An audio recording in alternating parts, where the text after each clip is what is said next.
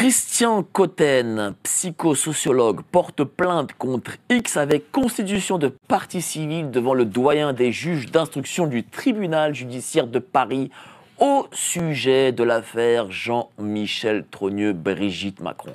Pourquoi cette plainte? Quels sont les justificatifs de cette plainte? Quelles conséquences pour le pouvoir? À ces questions répondront Christian Cotten, auteur de la plainte, et son avocat, Maître Philippe Fortabat-Labattu. Vous êtes sur Géopolitique Profonde, générique.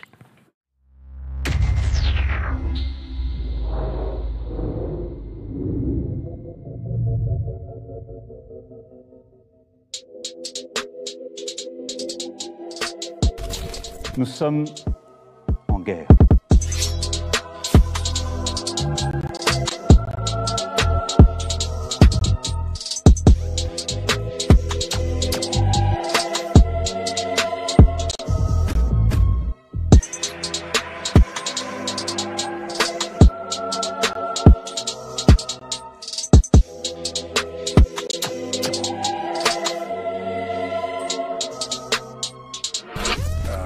Il ne faut pas avoir peur.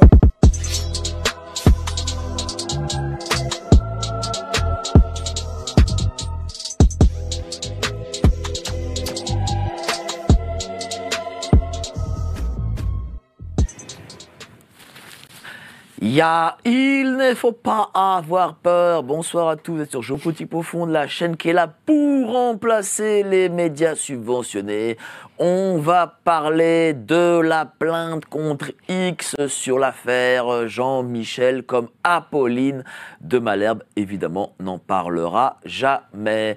Mais avant ça, n'oubliez pas la lettre de Géopolitique Profonde, cliquez sur le lien adhérer au club Géopolitique Profonde. Jean-Michel Vernochet, Pierre Hillard, Laurent Ozon, Philippe Erlin et tellement d'autres en font partie. Vous cliquez sur le lien, 7 jours d'essai gratuit.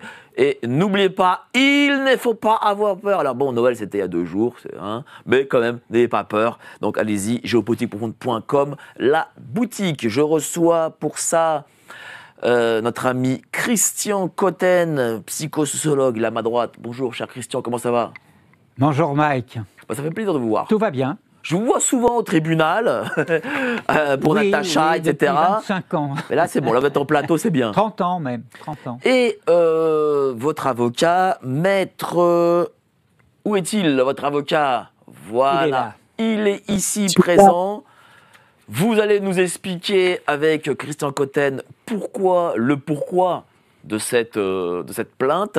Alors, je voudrais aussi que, voilà, vous parlez de manière juridique, c'est pour ça que votre avocat est ici présent, parce que je ne voudrais pas qu'on vienne nous chercher à 6h du matin pour nous... Enfin, vous voyez, quoi. Parce que, visiblement, l'État n'aime pas trop parler de ses affaires, et donc, il envoie la police à 6h du matin. Mais bon, comme l'avocat est là, il va parler de manière juridique, il n'y aura pas de problème, hein. Bah... Je m'attends à tout, mais bon, je suis vacciné de ce point de vue-là. Très bien. Mais pas vacciné de l'autre point de vue. Très bien. Alors, vous portez plainte, vous avez 8 motifs. Usurpation d'identité, crime de faux par représentant de l'État, usage de faux, mariage illégal, escroquerie au jugement, etc., etc. Pourquoi cette plainte, cher Christian? J'ai un peu de mal depuis plusieurs décennies avec les mensonges d'État. C'est un truc qui me contrarie. Le sentiment que j'ai depuis 2017, puis 2022, comme beaucoup de Français d'ailleurs, c'est d'avoir été trompé sur les qualités spécifiques du candidat aux élections présidentielles qui a fini par devenir président de la République. Il nous a été vendu en fin 2016, début 2017, une très belle histoire romantique de ce professeur de lettres de 36 ans à l'époque, enfin c'est ce qu'on disait à l'époque, après on est passé à 39 je crois, qui serait tombée follement amoureuse d'un jeune et beau garçon particulièrement brillant et intelligent de 17 ans. Et puis, qu'est-ce que vient de confirmer Le Monde il y a quelques jours, je crois, après un livre que Lionel cite, et Xavier Poussard cite aussi souvent, celui d'Annelle, non, son prénom, je l'oublie. Emmanuel Anison. Emmanuel Anison. Qu'est-ce que l'on vient d'apprendre? Que, non, il avait 14 ans quand ils se sont rencontrés en 92. C'est celle qui l'a dit. Pour le coup, l'âge, et je ne sais pas pourquoi, n'a jamais été réellement confirmé par le pouvoir. Par le pouvoir, non. Mais par Le Monde, il y a quelques jours. Alors, bon, peut-être que Le Monde pratique aussi la fake news, mais... C'est possible. on arrive quand même à un problème. C'est-à-dire que... est-ce qu'on a affaire à une belle histoire amoureuse, romantique, digne d'un film d'amour d'Hollywood ou de je ne sais quelle autre famille de cinéastes, ou est-ce qu'on a affaire, en droit, à une histoire d'un adulte qui a plus de 5 ans d'âge de différence, qui par ailleurs est un adulte qui est en position d'autorité face à un enfant de 14 ans. Moi, je connais des adolescents de 14 ans, je les imagine très mal rentrer dans une relation de couple avec quelqu'un de 25 ou 30 ans de plus. Il y a un problème là. En droit, c'est ce que j'explique d'ailleurs dans la plainte. C'était votre cheminement ? Non, c'est pas ça le cheminement. Alors, c'est une des raisons que j'évoque là maintenant. Le vrai cheminement, c'est... J'ai assisté au procès de Natacha Ray et d'Amandine Roy au mois de juin dernier, et puis après au rendu du mois de septembre. Et je connais bien la 17e depuis 25 ans. J'y ai été condamné 15 fois parce que je mets mes mains et mes pieds dans des poubelles d'État, j'en parle et évidemment je contrarie du monde, alors on m'envoie devant la 17e. Je les connais bien, je les pratique bien, je sais comment le système fonctionne. J'ai été un peu choqué de comment Natacha Ray et Amandine Roy ont été traitées parce qu'elles ont mis le doigt sur une problématique qui est la problématique de l'usurpation d'identité. Et cette problématique d'usurpation d'identité, elle nous conduit au dernier point de ma plainte, que j'appelle le crime d'atteinte aux intérêts fondamentaux de la nation, c'est-à-dire une mise en cause de la sûreté de l'État. On va en parler. Cher maître, vous êtes d'accord avec votre client, cette plainte-là, il faut vraiment... Déjà, est-ce que cette plainte est recevable ? Bon, ça va être toute la question. Qu'est-ce qui va se passer? Normalement, le greffe doit mettre un accusé de réception. Ensuite, va se poser la question du parquet qui va dire s'il conseille un refus d'informer ou pas. S'il fait un refus d'informer, que va faire le juge d'instruction? Il va s'incliner ou il ne va pas s'incliner? De toute façon, s'il y a une décision de refus d'informer du doyen des juges d'instruction, à ce moment-là, on pourra faire appel et ça passera à la cour d'appel de Versailles. Et après, vous connaissez les cheminements avec la Cour de cassation et les juridictions internationales. Je dis ça parce que cette plainte a été faite avec mon confrère Fabrice Sionissara, qui est avocat à Rome et à Madrid. Vous êtes deux avocats. Voilà. Et surtout, il est expert au grade 3 le plus élevé de comité des droits de l'homme. Donc, si vous voulez, ça serait une atteinte aux droits de l'homme, alors que certains disent en droit français, ou des gens qui sont encore sur l'ancien système, alors qu'il y a l'article 55 de la Constitution qui dit que les traités internationaux priment le droit français, le droit interne. Donc, si vous voulez, on va se poser la question, qu'est-ce que va faire le pouvoir judiciaire? Encore, quand vous se posez une question, pour y revenir sur le pouvoir du procureur. Dans tous les cas, qu'est-ce qui va être décidé? Ça va déterminer ce qu'on va... Mais l'intelligence de Christian Cotten, c'est d'avoir justement choisi cette procédure, qui est une procédure qui permet que l'affaire ne soit pas étouffée par un procureur de la République auprès de qui on fait une plainte simple, une plainte valable, et qui ensuite fait en sorte que on n'a pas de visibilité et il faut attendre qu'il y ait une décision. Et s'il y a une enquête, on n'a pas le pouvoir d'action comme on a dans la plainte avec constituant partie civile. Et quand il y a quelque chose qui ne plaît pas dans une plainte simple au procureur, on peut pas faire appel de la même façon. Là, ce qu'a choisi avec intelligence sur fait Christian Cotten, c'est une action qui va permettre de pouvoir avoir des recours. Et ces recours pourront être axés sur la violation de l'article 6, entre autres, de la déclaration de la Convention européenne des droits de l'homme sur le procès équitable. Parce que ce que dit Christian Cotten, c'est quand même assez important et ça a des conséquences judiciaires et pénales. Est-ce que cette personne avait plus ou moins de 14 ans? Or, la majorité sexuelle en France, elle est à 15 ans. Donc, s'il n'avait pas 15 ans, ça veut dire que c'est un mineur. D'accord. Pose question. Alors, on va en parler. Oui. On va en parler. Attendez, parce que votre son n'est pas terrible et on va voir en technique en régie en tout cas, pour essayer de faire un meilleur son. Mais avant ça, je vais vous présenter notre ami Lionel Labosse qui est ici présent. Lionel Labosse, vous le connaissez, il est brigittologue, docteur brigittologie. Il a fait son doctorat là très récemment en été. Il a eu brillamment, hein, très bien, mention très très bien d'ailleurs. Je crois 19,5 sur 20 en brigittologie, je crois. Hein. Eh oui, c'est pas mal, une matière en expansion. Ouais, On prévoit des congrès dans le monde entier d'ailleurs. Et oui. De brigittologie. Voilà. Et depuis, quand on est docteur en brigittologie, qu'est-ce qu'on fait dans la vie? On fait quoi dans la vie? On ouvre des sites de brigittologues. Voilà. Non, mais j'ai mon site altersexualité.com qui d'ailleurs a été sauvé de piratage, etc. récemment, enfin. Je devrais en être sorti puisque j'ai changé d'hébergeur. Ah. Et puis ma petite chaîne Crop Bunker, Perruque Jaune, qui marche bien avec très bien. toute une série de publications relatives à la brigittologie. Alors je demande à Stéphane, je sais pas, je suis brigittologue avec 2 T, mon cher Stéphane. Ah, c'est 2 T, c'est moi qui lui ai envoyé avec un T. Qui parle en moi, et là une petite faute avec du rouge bien entouré. Voilà. C'est 2 T, pardon. Voilà, alors... Merci à toi, cher Lionel. En tout cas, ça me fait très plaisir que tu sois ici parmi nous. Vous savez, j'ai bien regardé la plainte. La plainte, c'est 25 pages. Eh ben, c'est pas une plainte de Charlot, pour le coup. Hein. C'est une vraie plainte qui est... où il y a du fond, il y a des éléments... vous êtes bien pris la tête, quoi. Non. Là, on la montre un peu, là. Non, je ne me suis pas vraiment pris la tête. Ah bon? Disons que j'ai pris le temps de m'informer quand même. J'ai pris le temps de m'informer. Nous sommes rencontrés avec Lionel, qui m'a raconté un certain nombre de choses. Et puis surtout, j'ai écouté évidemment Xavier Poussard, qui est venu ici à plusieurs reprises, qui raconte quantité de choses tout à fait précises et intéressantes, et plus qu'intéressantes.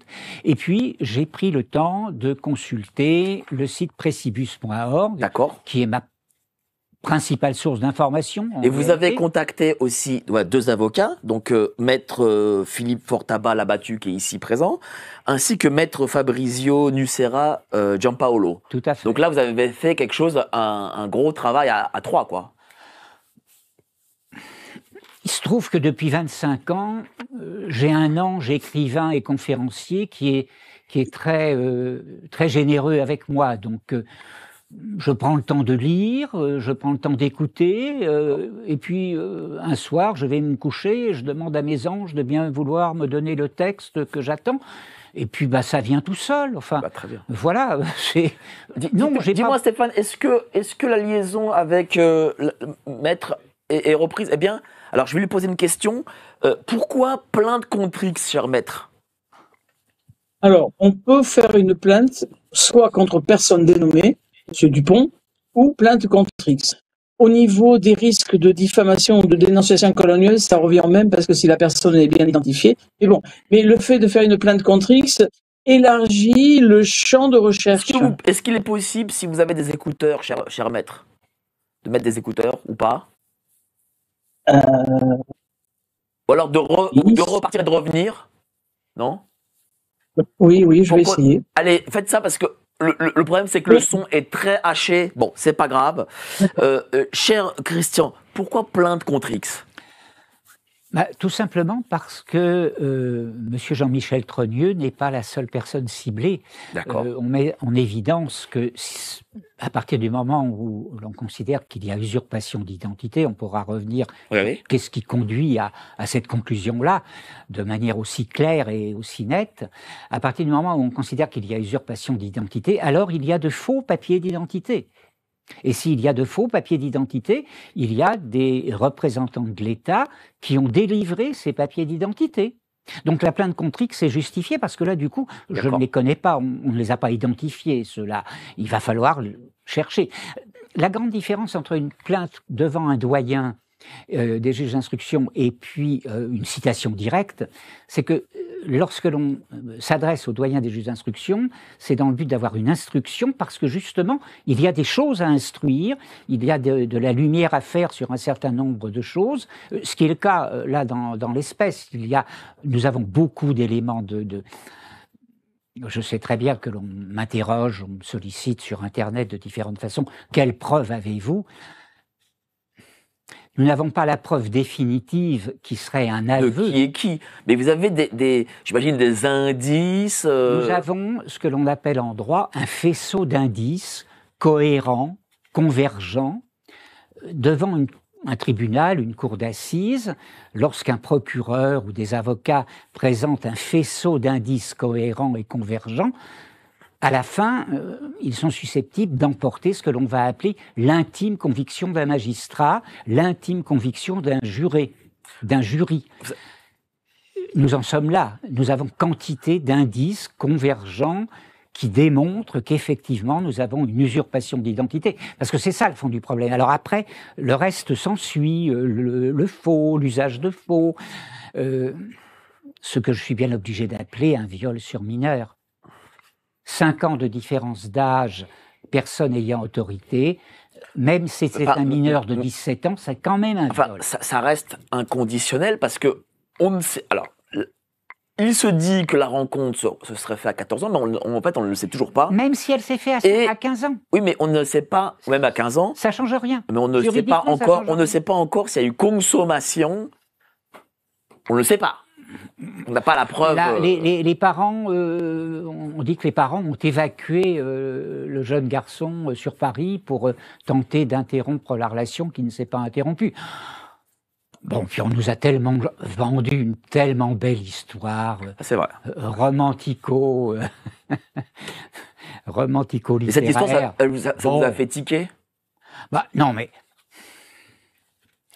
toute cette histoire, c'est une sorte de blague, enfin, c'est une espèce d'énorme escroquerie dont j'ai l'impression qu'elle fait au minimum sourire, si ce n'est rire, la plupart des institutions étatiques de la planète.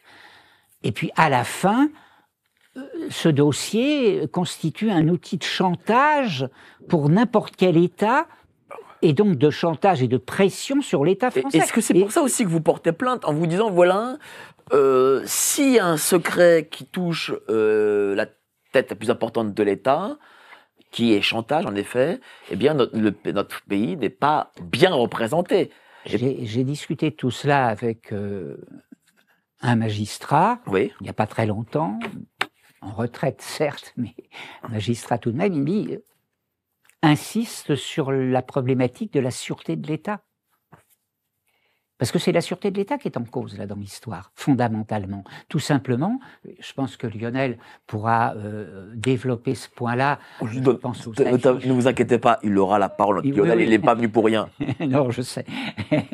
Il m'a offert cet article, je crois, où tu interpellais un député célèbre avec de magnifiques affiches où M.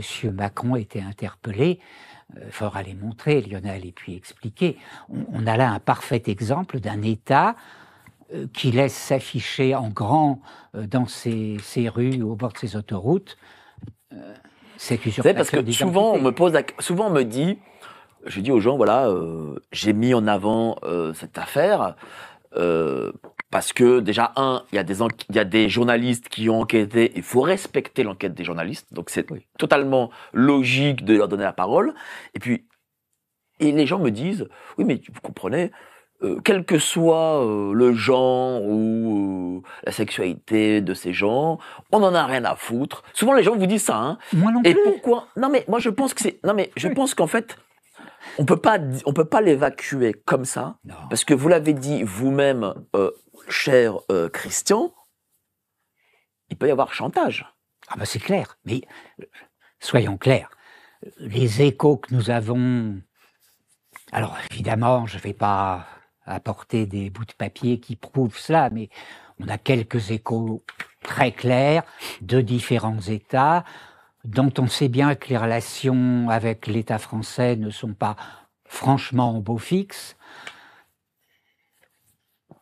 Bon, je veux pas trop rentrer dans les détails là parce que je vais vraiment me faire cibler par certaines organisations ou certains groupes. Enfin, Mais comment se fait-il que, par exemple, nous ayons autant de mal à renvoyer dans certains pays des wagons, enfin, ou des avions entiers de personnes qui sont sous OQTF, enfin, sous ordonnance de quitter le territoire français? Pourquoi certains pays refusent-ils de recevoir ces personnes-là? Et pourquoi se permettent-ils d'envoyer celui que je ne citerai pas, de l'envoyer promener? Bah, tout simplement parce qu'ils savent. Vous pensez que ça a un rapport? Oui, clairement. Je vous pose la question. Xavier Poussard dit la même chose. Enfin, pour moi, c'est de l'ordre de l'évidence. Et ce n'est pas le seul cas. Il faudra revenir sur le cas des affiches. Il faut le développer. Il est revenu, l'avocat, non? Bon, allez-y, continue, excusez-moi. Tu me dis quand est-ce qu'il revient. Donc, du coup, tout ça vous a fait décider de porter plainte. Bah, quelque part, c'est mon métier de psychosociologue face à une situation de maladie collective, de souffrance collective. Nous sommes face aujourd'hui à une classe politique qui est en faillite totale. C'est presque une blague. Enfin, le spectacle que nous donne la classe politique désole, désespère beaucoup de Français, et puis en font rire beaucoup, dont je fais partie, parce que à la fin, moi je trouve ça très drôle. Nous sommes à la fin d'un régime politique, il faut prendre un minimum de recul historique et regarder ce qui se passe d'un point de vue historique. Nous sommes à la fin d'un régime. Il s'agit d'accompagner l'euthanasie de la République, j'en parle moi depuis une quinzaine d'années déjà. Je vais poser une question à Maître. Je vois qu'il est sur l'écran. Ah, parfait. Il est présent, c'est bon? Allez. Oui, mais j'espère que ça marchera mieux. Mais bon, ça marche mieux. Ah, super, ça marche mieux. Voilà. Là, c'est beaucoup mieux. D'accord. Génial. D'accord. Alors, voilà. Il y a 8 motifs de plainte: usurpation d'identité, crime de faux, usage de faux, atteinte sexuelle, mariage illégal, usurpation de fonction, escroquerie au jugement. Crime d'atteinte aux intérêts fondamentaux de la nation. Pourquoi tous ces motifs, cher maître? Parce que si on fait une plainte avec constitution de partie civile entre les mains du doyen du juge d'instruction, c'est que, comme dirait la police, on ne fait pas une citation directe. Alors je vais être un peu technique, mais pour mettre en mouvement l'action publique, c'est-à-dire pour lancer un procès pénal, vous avez soit les plaintes au procureur, gendarme, police, soit les constitutions de partie civile. Et là, il y a deux sortes. La citation directe, il faut que vous ayez toutes les preuves. C'est ce qu'on fait parfois en matière de diffamation, citation directe, etc. Et là, le procès, normalement, va vite. Sauf que là, on a besoin d'autres informations. Et comme on ne peut pas faire sa justice soi-même, on a besoin de l'autorité d'État. J'entendais tout à l'heure sur Sud Radio Evelyne Cyr-Marin, qui était la présidente du syndicat de la magistrature, qui disait que la justice devait être impartiale et elle devait faire son travail. Et c'est vrai que, comme on a le droit à un procès, eh bien, il faut qu'on puisse faire ces enquêtes, mais on ne peut pas le faire soi-même. Donc, c'est une plainte avec constitution de partie civile qui a été faite. Et évidemment, il y a 8 axes qui ont été faits, comme vous l'avez cité. Ils sont des axes sur lesquels on peut chercher s'il y a une infraction ou pas. Et alors après, au point de vue procédural, quand le juge d'instruction fait son travail, c'est parce que le procureur a fait un réquisitoire introductif. Et le réquisitoire introductif dit il y a possibilité qu'il y ait ceci, cela. Voilà. Donc, plus il y a d'éléments, plus ça donne de possibilités, ce qui ne veut pas dire que tous ces éléments seront retenus, mais c'est justement au travail de la police scientifique, au travail de l'expertise médicale, au travers des auditions, des confrontations, des perquisitions, des ouvertures de courrier, que la vérité pourra prendre corps. Mais pour cela, il fallait faire cette plainte. Et donc, Christian Cotter, en choisissant de mettre 8 incriminations, permet, surtout que l'une peut aider à l'autre, de faire en sorte que cette plainte ne pourra pas, elle est signée de 2 avocats en plus, être considéré comme, vous savez, ce qu'on fait dans ces cas-là. Il y a deux tactiques. C'est moi, c'est farfelu, ou alors c'est une plainte qui n'ira pas loin parce que on ne va pas en parler. Un silence assourdissant va s'y mettre. Cher maître, on a des faisceaux d'indices, certes, mais nous n'avons pas la preuve ultime pour l'usurpation d'identité. Donc pourquoi porter plainte sur cette usurpation d'identité? Permettez-moi. Vous voulez répondre? Allez-y. Oui, mais oui, parce que nous avons plus que des faisceaux d'indices.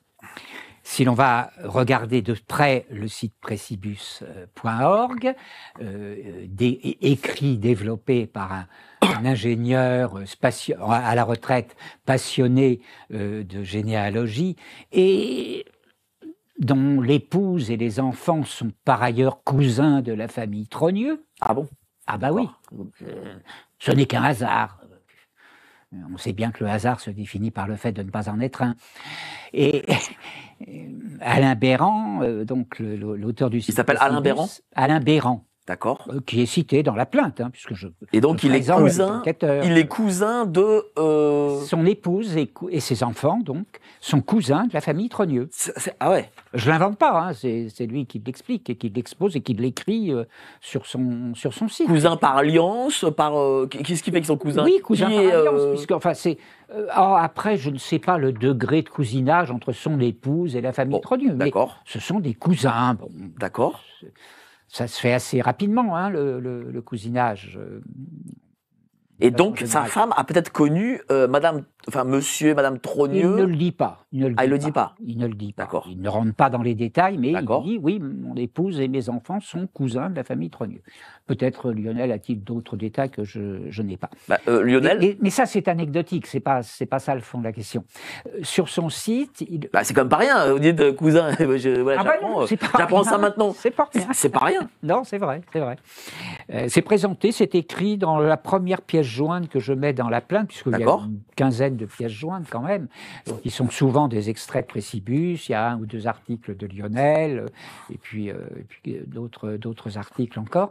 Il expose notamment, et c'est particulièrement intéressant parce que c'est d'une très grande rigueur, entre guillemets, scientifique, il expose des comparaisons de voix entre un homme en transition vers femme, une femme ou un homme qui s'appellerait Véronique, qui est présenté dans une interview qui est parue dans une grande chaîne publique. Tu me confirmeras, Lionel, si je dis des bêtises, mais je crois que c'était F1. En 1977. En 1977, merci Philippe, pardon, tu es là, qui raconte sa transition. Et quelqu'un a eu l'idée, certes tout à fait saugrenue, de comparer cette voix avec la voix de la personne qui se présente sous l'identité de Brigitte Macron. Il l'a comparé comment? Avec un logiciel. D'accord, un logiciel. Scientifiquement, oui, bien sûr. Scientifique. Alors, est-ce qu'on peut montrer aussi en même temps, mais restons le plan à 3. Enfin oui, vous avez compris. Comment ça, c'est-à-dire quel type de logiciel a été utilisé pour comparer les voix, cher maître? Ah là, je suis pas sûr qu'il ait la réponse. Non, mais c'est un logiciel qui est en vente libre, donc c'est pas du tout quelque chose qui est de l'inconnu, et qui permet de faire des sinusoïdes, vous voyez. D'accord. Et parce moi j'utilise par exemple des logiciels qui permettent de couper certaines phrases. Moi j'ai eu des gens qui avaient dit des choses parfois lors d'une réunion qui étaient contestables. Donc j'ai pris un logiciel de ce genre, on voit des sinusoïdes et on découpe et on élargit. Et au bout d'un certain temps, on peut mettre en surbrillance ce qu'on veut enlever, on l'enlève et on fait le raccord. Et là, pour l'examen des voix, c'est simplement à l'examen de ces courbes, si vous voulez, que si on fait un calque, on voit qu'elles sont symétriques. Vous voyez, c'est ça qui permet de constater qu'il y a une ressemblance. Et ça, c'est quelque chose. Et ça, c'est fiable. La police scientifique. Ah, mais c'est quand même un élément de preuve extrêmement important. C'est à partir des éléments comme ça que la police scientifique arrive à trouver les choses de la même façon que vous trouvez un élément d'ADN sur un timbre postal ou sur un cheveu dans une voiture. Vous voyez, c'est pour ça qu'il y a des scellés. Ça Donc veut là, dire, cher c'est un maître, élément excuse-moi, ça veut dire que ça peut constituer une preuve juridiquement? Une voix, Alors, c'est la même chose. Attendez, on laisse la parole Ça. à l'avocat. Oui, oui. Allez-y. Alors ça, c'est clair, c'est que c'est le début d'un commencement de preuve et c'est cet élément-là qui est demandé à l'instruction par Christian Cotten et ses deux avocats pour donner un côté plus garanti dans la mesure où c'est la police scientifique qui fait les rapports. Moi, j'ai par exemple des pauvres dossiers de meurtre où justement on analyse les voix et c'est fait par des spécialistes. Mais là, donc, si vous voulez, c'est à double détente. C'est-à-dire que on donne ces éléments, et normalement, c'est dans le sens de ce que disait la présidente du syndicat de la magistrature tout à l'heure sur Sud Radio, la justice qui doit être impartiale est là pour voir si elle confirme, oui ou non, ce qui est dit par Christian Cotten. C'est-à-dire qu'il y a une égalité, il y a une symétrie entre les voix des deux personnes. Et ça se fait à partir de logiciels, mais il y a beaucoup de logiciels qui sont en vente là-dessus. Mais moi, quand j'étais journaliste à Paris à un moment, et je suis allé aux réunions de la police scientifique. C'est extraordinaire les capacités qu'il y a pour découvrir quelque chose. Donc parmi ça, il y a l'ADN, il y a la voix, il y a tout un ensemble de choses qui donnent des certitudes. Mais mais en plus, là, c'est un élément qui se surajoute aux autres, vous voyez. Surajoute, par exemple, à l'élément de Xavier Poussard avec l'intelligence artificielle. C'est ça? Voilà. Et en plus, ça permet de faire en sorte qu'il puisse y avoir des auditions ou des confrontations ou des écoutes téléphoniques. On en a bien vu pour Bismuth et autres. Hein. Donc ou des choses qui permettent à la police, à partir de cet élément, d'arriver à construire leur enquête pour confirmer, affirmer. Je vous le dis parce que moi j'étais pendant 13 ans fonctionnaire des douanes. Et donc, si vous voulez, à partir d'un élément, par exemple, analyser les eaux usées d'un immeuble, on arrive à voir s'il y a des stupéfiants qui ont été utilisés et qui sont partis dans les urines. Vous voyez, un tout petit élément. C'est pas parce que vous avez quelques éléments qui prouvent que ça va suffire à dire qu'il y a des drogués dans cet immeuble. Mais c'est un début qui permet, une fois qu'il est confirmé, d'aller plus loin et de permettre des éléments d'enquête autorisés, mais beaucoup plus lourds. Comme ce que je vous disais. Est-ce que cette plainte, cher maître, si elle aboutit, peut permettre d'avoir une enquête officielle, peut-être de la police, avec un juge d'instruction? Est-ce que ça a aussi ça comme but, votre plainte? Affirmatif, comme on dit chez les militaires. C'est le but, c'est l'objectif. Si vous voulez, comme je vous disais tout à l'heure, on ne peut pas se faire justice soi-même. On a droit à un procès équitable. Quand on se prétend victime, on s'adresse au juge. Soit on a beaucoup de preuves et on fait par exemple une citation directe, ou on n'a pas toutes les preuves et on fait une constitution de partie civile. Le procureur dit si on fait une information ou s'il fait un refus d'informer, de toute façon, la justice devra dire elle enquête ou pas. Mais elle enquête dans le sens de ce qui a été dit par les plaignants.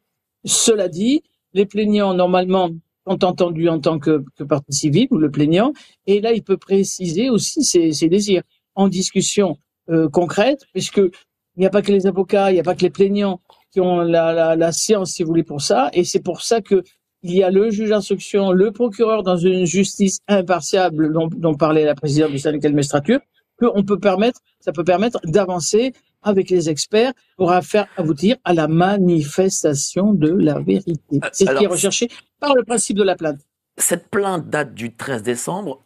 C'est un hasard. Le 13 décembre, il y a eu, il faut le dire, une forme de coup de filet contre une trentaine de personnes qui, soit enquêtaient, soit parlaient aussi de cette affaire, dont les plus connus que sont Zoé Sagan, et Monsieur Scholler, pour le coup, moi, à titre personnel, je soutiens, parce que ce n'est pas normal qu'on aille mettre en garde à vue des gens parce que ils ont envie de connaître une vérité. Voilà, donc je soutiens ces 30 personnes. Voilà. Et parmi les deux que je connais, Monsieur Scholler et Zoé Sagan, est-ce que ça, ce n'est pas un abus de pouvoir, cher maître? Alors, avant de répondre précisément, c'est le 12 décembre, effectivement, qu'on a eu connaissance de ça. Et Juan Branco, l'avocat qui est aussi connu, va passer dans le même sens que vous, en disant que ce n'est pas normal. Et donc, effectivement, ça peut être considéré comme un moyen de pression pour faire peur. Parce que c'est vrai que là, alors, Branco dit qu'il y a 30 personnes, d'autres personnes disent qu'il y a moins. Mais enfin, peu importe. Il y a plusieurs personnes, dont Zoé Sagan, notre Aurélien, qui sont mises en garde à vue. Et là, je crois que sa garde à vue, elle a été plus de 24 heures en plus. Donc, c'est vrai que on ne fera croire à personne qu'il n'y a pas là une tentative d'intimider. Et de faire un exemple. Vous savez, quand il y a la peur qui arrive, là, mais c'est plus du domaine de notre ami psychosociologue, qui va peut-être le dire mieux que moi. Le fait qu'il y ait ça et que ce soit su très vite, c'est de nature à désarmer toute velléité d'aller chercher d'autres choses. Il se trouve qu'en fait, ça a été fait le même jour, le dépôt de la plainte, le 12 décembre. Mais peut-être Christian va parler mieux que moi là-dessus. C'est un hasard, quoi. Le hasard fait bien les choses. Moi, j'avais anticipé, je crois, une semaine avant, de déposer la plainte pour le 13 décembre. Je suis allé à la poste le 12 au soir pour être sûr que la plainte parte bien le 13. Et puis, le facteur était en retard ce jour-là. Et la postière me dit, ah ben non, la plainte va bien, enfin la plainte, votre courrier recommandé va bien partir ce soir. Il est donc parti le 12. Il a été livré le lundi matin en lot au tribunal. Du destin, si je puis dire. C'est un peu le signe du destin. Ouais. Voilà. Et il a été signé, le courrier a été signé mercredi dernier. Très bien. Hier, mais on va envoyer les annonces et je vais quand même donner la parole à notre ami Lionel parce qu'il a pas mal de choses à dire. Allez, les annonces. Tout à fait. Bienvenue en 2030. Je ne possède rien, je n'ai aucune vie privée et la vie n'a jamais été aussi belle. Mais cette vie sera belle pour qui? Christine Lagarde l'a dit, l'euro numérique arrive à grands pas. L'État va contrôler vos moindres dépenses et mouvements. Adieu votre épargne et bonjour à l'esclavage avec la numérisation de votre argent. Si vous ne voulez pas faire partie de ce futur-là, il est encore possible de s'en sortir. Géopolitique Profonde a recruté une armée d'analystes pour créer une stratégie confidentielle contre cette dictature à venir. Cliquez sur le premier lien en description pour les découvrir. Merci bien. Merci d'être si nombreux ce soir, déjà 8500 personnes. Merci à vous de votre confiance. Voilà, on est le 26 décembre, voilà. On a bien festoyé. Ben là, on reprend bien le travail. N'oubliez pas d'adhérer au club de Géopolitique Profonde. Vous cliquez sur le lien ci-dessous, 7 jours d'essai gratuit. Et n'oubliez pas, il ne faut pas avoir peur. Tiens, mon Lionel, t'es venu avec toutes ces feuilles, t'es venu avec un fait document, t'es venu avec plein de choses. Qu'est-ce que t'as pensé là de ce qu'a dit, tiens, maître, je ne sais plus son nom. Voilà. J'ai plein de choses à dire puisque j'ai préparé, etc. Mais comme on a parlé, on a passé 5 minutes à parler du cousinage d'un libérant. Mais attends, c'est pas n'importe quelle information. Oui, mais faut éviter justement de se perdre dans des informations. Alors moi, j'aimerais déjà rebondir parce qu'il y a déjà eu une certaine durée d'émission sur beaucoup de choses qui ont été dites, et je voudrais partir sur des choses sûres qui ne nous fassent pas risquer d'être réveillés à 6h du matin. Si tu vois ce que je veux dire, mon cher Mike. Bon, déjà, alors effectivement, tu as dit qu'il y a des gens qui n'en ont rien à foutre. Je voudrais être plus précis là-dessus, puisqu'on est effectivement sur le seul média qui nous donne la parole, qui me donne la parole à moi, alors que j'ai été très heureux de constater que Christian a daigné trouver que ce que j'avais fait comme travail, puisque j'étais la première personne au monde à reprendre l'enquête de Faits et Documents sur un article visible sur Internet, puisque Faits et Documents n'était visible que sur papier, sur abonnement. J'étais abonné. Donc voilà, j'estime avoir quand même donné un certain nombre d'éléments. Là, j'étais très fier que Maître Maude-Marian, après le procès du 27 de juin, ait dit publiquement dans son émission sur Nexus que l'article que j'avais fait sur le procès était le meilleur article qu'elle ait lu, la meilleure chronique. C'est pour ça que je t'invite régulièrement. Tu es le seul à m'inviter. Donc il y a quand même un problème dans les médias.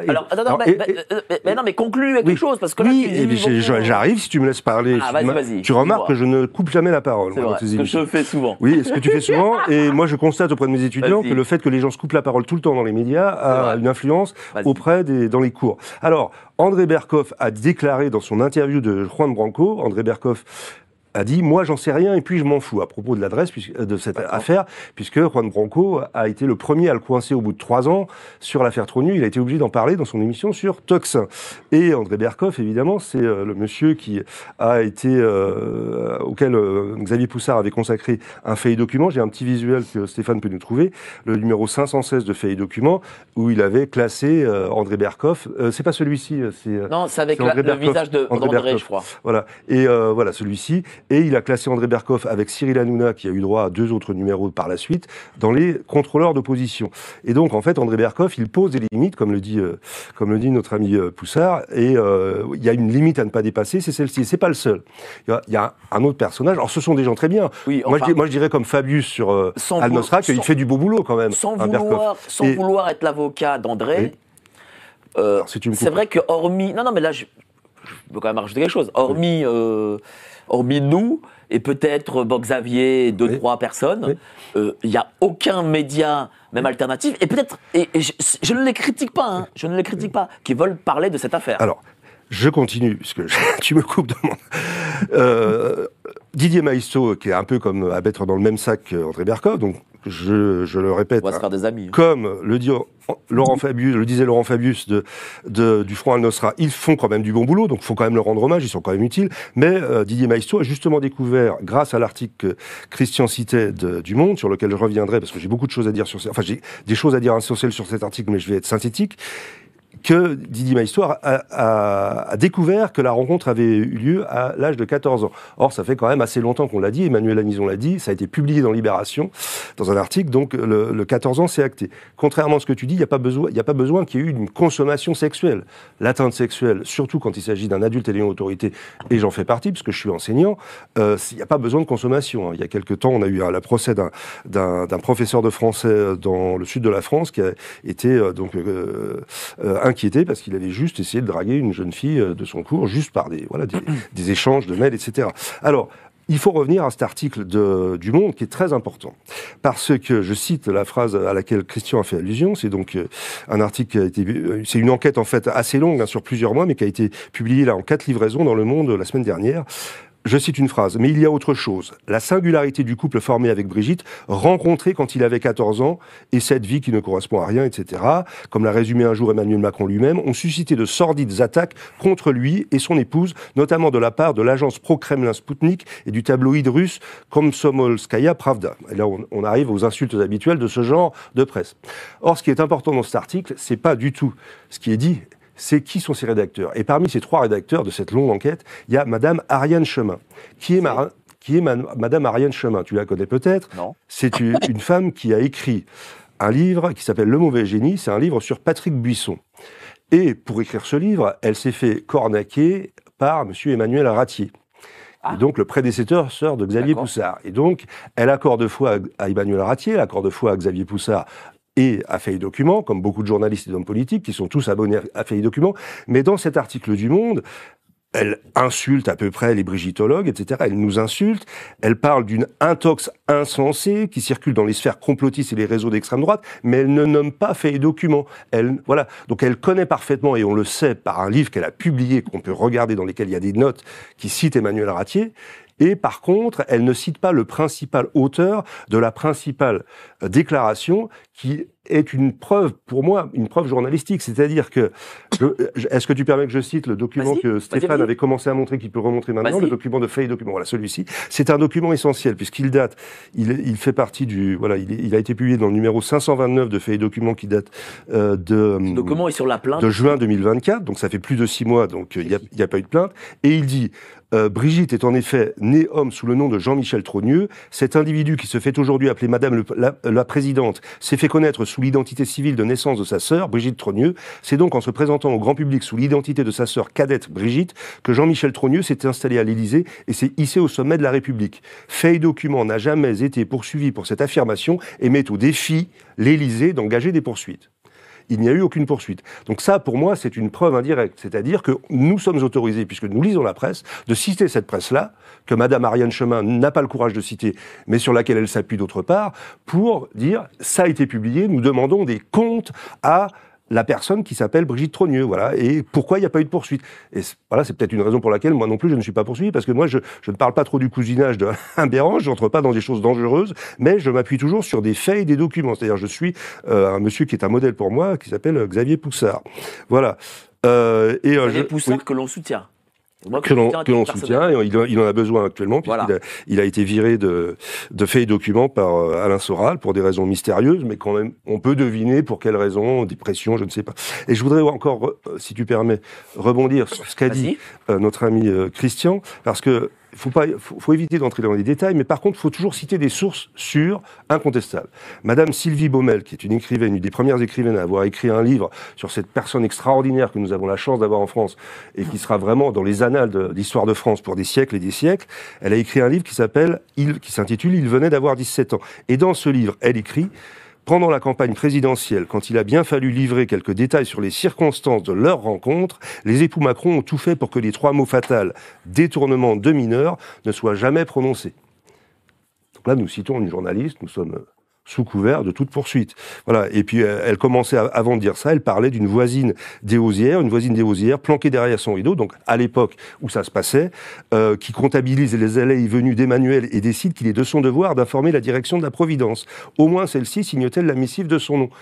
Et ça, c'est un problème, puisque moi, je sais bien en tant qu'enseignant que si j'avais fait ce qui est reproché à Madame Brigitte d'avoir fait, il y a une obligation, comme le dit Christian dans la plainte, c'est très bien expliqué dans sa plainte, il y a une obligation de dénoncer qui n'a pas été respectée. Ben justement, toi, tu es prof, c'est-à-dire que si toi, justement, qu'est-ce qui se serait passé si tu avais eu ce cas-là avec une jeune fille de 14 ou 15 ans, on sait pas, enfin voilà. Qu'est-ce qui se serait passé? Qu'est-ce que tu aurais eu comme conséquence? Alors déjà, c'est 14, 15, 16, 17 ans, du moment que c'est mineur. Oui, du moment que c'est mineur. Quand c'est un enseignant, c'est en dessous de 18 ans. Quand c'est un enseignant, donc moi, que ce soit un mineur de 15 ans ou de 18 ans, il y a peu de différence. Et toi, tu es prof depuis au moins 20 ans? Je suis prof depuis même plus de 30 ans. Voilà, depuis 30 ans. Et donc, il y a normalement que le proviseur enfin, s'il y a une plainte d'un parent, qui en général, c'est comme ça que ça se passe. Ouais. Le parent découvre ça, arrive en furie dans le bureau du chef d'établissement, se plaint, et voilà, le chef d'établissement diligente une petite enquête, et puis convoque évidemment tout de suite le fautif. Et alors moi, j'ai été témoin de ça une fois. C'était pas passé là, mais c'était un collègue qui était documentaliste, qui était arrivé en cours d'année. C'était un peu bizarre, et il avait été retiré, mais c'était pas des faits qui s'étaient passés dans l'établissement où j'étais, mais qui était antérieur. Et alors j'avais essayé de le soutenir, parce que voilà, comme beaucoup de professeurs, on soutient un collègue, évidemment, on savait pas ce qui était passé. Et là, le chef d'établissement, qui était un des rares très bons chefs d'établissement que j'ai eu, il dit: non, monsieur Labosse, là, je vous en prie, il y a des choses, ne vous mêlez pas de ça, vraiment, je vous garantis. Et là, j'ai compris, parce que j'avais confiance dans ce chef d'établissement-là, qu'il devait y avoir quelque chose de cet ordre, et j'en ai eu confirmation après par une autre personne. Donc, la personne est retirée elle n'est plus avec les enfants, par mesure de conservatoire, comme on dit. Ce qui arrive aussi pour l'étudiant ou l'élève qui a commis un acte, là aussi il y a une mesure conservatoire, mais c'est aussi valable pour les adultes. Et donc il y a une mesure conservatoire jusqu'à ce qu'il y ait une enquête, qu'éventuellement il y ait un jugement, etc. Il n'est plus au contact des enfants. Est-ce que ce monsieur a eu des problèmes pénals ? Ah, ça, je sais plus, j'ai pas suivi l'affaire, on va pas s'enfoncer dans une affaire comme ça. Mais en revanche, moi, c'est ce que je dis, j'avais déjà dit ça dans je sais plus quelle émission à laquelle j'ai participé avec toi, parce que là, c'est la 4e, je crois. Et j'avais dit, mais c'est absolument anormal que cette personne, vu ce qu'on sait, donc ce qu'on sait qui dit que je viens de citer, soit en contact des enfants. Elle a choisi les ministres de l'Éducation, on le sait par des indiscrétions. Elle est tout le temps dans les écoles à parler de harcèlement, etc. Et elle porte plainte pour cyberharcèlement, alors qu'elle va dans les écoles parler de harcèlement, alors qu'elle a elle-même, d'après ce qu'on sait, harcelé un enfant de 14 ans. Donc, cette plainte dont tu as parlé du 12, qui a été déposée par Christian le 12 ou le 13 décembre, voilà, pardon, là, non, je vais parler de la plainte de l'Élysée contre Bertrand Scholler, Zoé Sagan, etc. Et les 30 personnes, pas les oublier. Pour moi, il n'y en a que 4, mais bon. Ah bon, c'est 4 ou 30 ça a été un peu démenti qu'il y en avait 30. Non, mais peu importe, en tout cas. Ce qui a démenti, c'est Libé qui a démenti. Mais est-ce que c'est vrai que... Peu importe, c'est vraiment en détail. Bon. Le fait important, c'est pas ça. Là aussi, je peux te dire, le fait important, c'est la présence de M. Patrice Faure, qui est aussi noté dans le même article du Monde. C'est un deuxième point important dont je peux parler maintenant ou après. Vas-y. Voilà. Alors, donc, l'article du Monde qu'il faut quand même lire, hein, même si il y a de grands manques dans cet article, de grands trous dans cet article, eh bien, elle cite, les trois auteurs, en fait, c'est Raphaël Baquet, Ariane Chemin et Ivan Trippenbach, donc 3 femmes auteurs, dans cette enquête du Monde. Elle parle de Patrice Faure, donc chargé de coordonner les actions en justice, hein, et qui s'est penché sur le cas Zoé Sagan. Et donc, voilà. Mais protéger son image, c'est une autre affaire. À l'Élysée, le directeur de cabinet Patrice Faure, donc en fait il est entré en fonction début 2024, en est chargé en plus de ses autres dossiers. Cet ancien de la Direction Générale de la Sécurité Extérieure, donc DGSE, réunit régulièrement le commandement militaire de l'Élysée et la direction de la sécurité de la présidence de la République pour surveiller les rumeurs et menaces touchant Emmanuel Macron et sa famille. Donc là, vous vous rendez compte que les déclarations de monsieur André Berkoff, dont il faudrait faire un nouveau mug de GPTV, hein, parce que moi j'en sais rien et puis je m'en fous, je pense que c'est vraiment le mantra de cette presse qu'il faut, que tu es en train de remplacer, enfin que GPTV est en train de remplacer, même si c'est une presse de soi-disant résistance. Voilà, moi j'en sais rien et puis je m'en fous. Donc t'en sais rien et tu t'en fous que Macron, pardon, j'ai prononcé le nom, il ne fallait pas, eh bien fasse recruter un type de la DGSE pour s'occuper des rumeurs et menaces touchant Emmanuel Macron et sa famille. Donc ça veut dire qu'il n'y a rien du tout, c'est insensé comme ils le disent dans l'article du Monde, ça n'a pas de sens, mais on fait on fait venir quelqu'un de la DGSE pour s'occuper spécifiquement de ça. On fait arrêter au petit matin soit une trentaine, soit 4 personnes. Et mais c'est quoi ça pour quelque chose bon, tu sais bien, pour plaisanter, j'avais dit dans ton émission que la Rastam était néum. Bon, elle a pas téléphoné à ses copains arméniens pour me régler mon compte quand même. Elle a rigolé. Aurait pu, hein. Elle aurait pu.